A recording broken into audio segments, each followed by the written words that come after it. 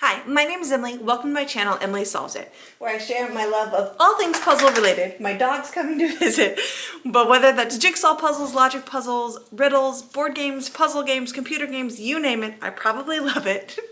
Today is December 22nd, which means it is time for day 22 of my Clue Advent Calendar. Let's get started.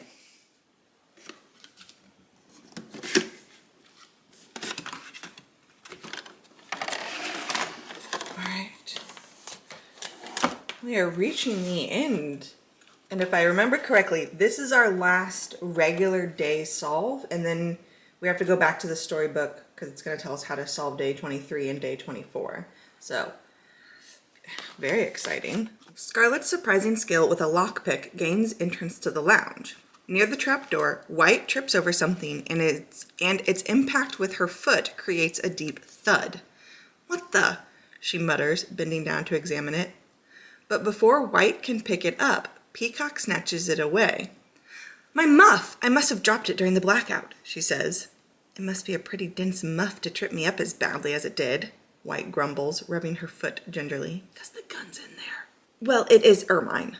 Peacock huffs, but looks away quickly. Green is struck by a sudden thought. As horrible as this may sound, if Body is dead, there's a chance he never sent the blackmail evidence. Mustard huffs indignantly. "Quite a suspicious thought, Green.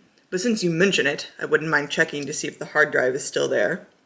The rest say nothing as they follow Mustard and Green toward the dining room. As they pass the hall, Green darts in and with apparent embarrassment kicks the glass fragments and dented iron base of a large snow globe into a corner. What? But he cannot conceal the wet puddle of its spilled water. In the dining room, the dinner plates are not yet cleared, but a towering meringue mountain has been set up on a side table.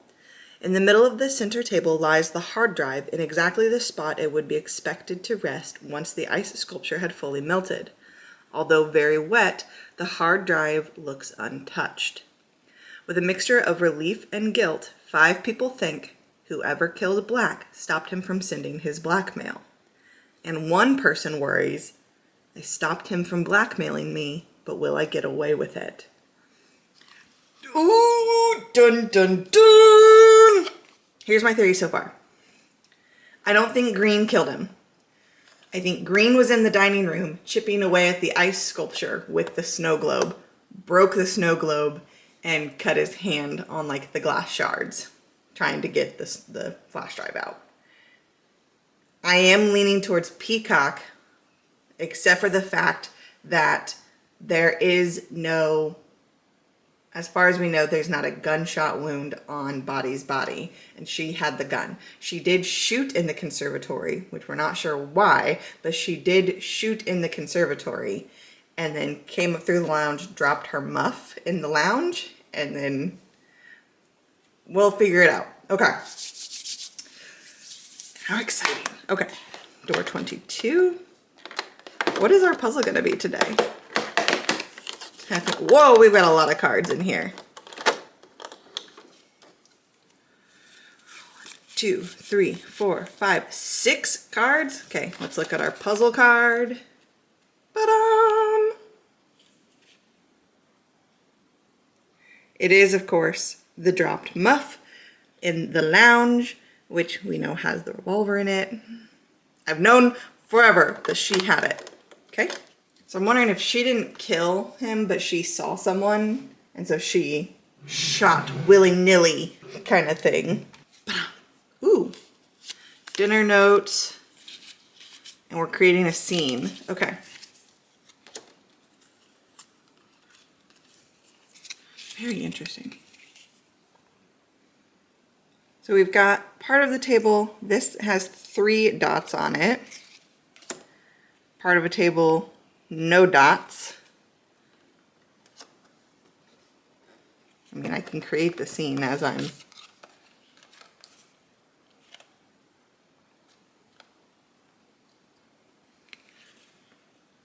Table, 1 dot. And then table, 2 dots.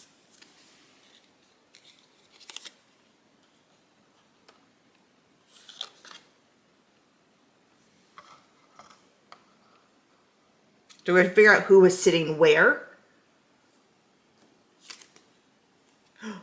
Yes, I love these. Okay. Dinner notes for tonight. Mr. Black is seated at the head of the table. Colonel Mustard has requested a large ribeye steak. Miss Scarlet is a pescatarian and only eats fish.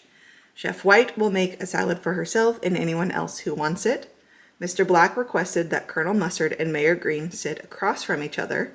Professor Plum has made clear he will not sit next to Mayor Green. Solicitor Peacock has requested to sit near Mr. Black. Okay. Okay. Let's figure out where everyone was sitting. And then how does that get me? Because they have numbers on their bases. Ooh, let's get our people out. Okay, hang on. I love this. Yes. Okay, let's bring the camera down and make a seating chart. Mr. Black is at the head of the table. My camera lens is going to be Mr. Black. So he is here. Boop, boop, boop. Colonel Mustard has requested a large ribeye steak. Mr. Mustard, which the only one that has a steak is this dude. Oh, I love this. Miss Scarlet is a pescatarian and only eats fish, so she'll be one of these. Chef White will make a salad for herself and anyone else who wants it, so White will be one of those. Mr. Black requested that Colonel Mustard and Mayor Green sit across from each other. So this is Mayor Green, him with his little cell phone. Chef White has the other salad. That's her arms crossed. Professor Plum has made it clear he will not sit next to Mayor Green, so he can't be in either of those. So Professor Plum has to sit here. Peacock has requested to sit near Mr. Black, and Scarlet being a pescatarian, so Scarlet gets the fish, and Peacock sits by Mr. Black. And that is our seating arrangement. Wonderful, love it. So then we can see, like, there's 3 on her, there's 2 for Colonel Mustard, and a 1 on them, and I'm assuming that goes with the numbers on their bases. So let me get my wheel. 1 is Scarlet, and she is a number 1. Wah!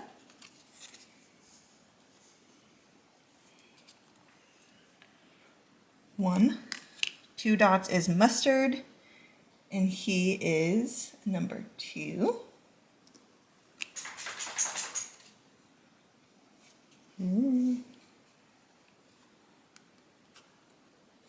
And then the final is Peacock, and she has a 5. Yes.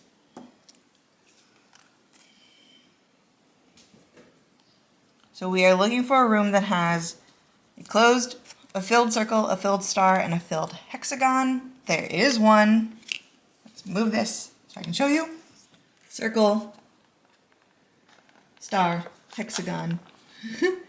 It is the dining room, which makes sense because that's where we're all at. Dining room. Okay.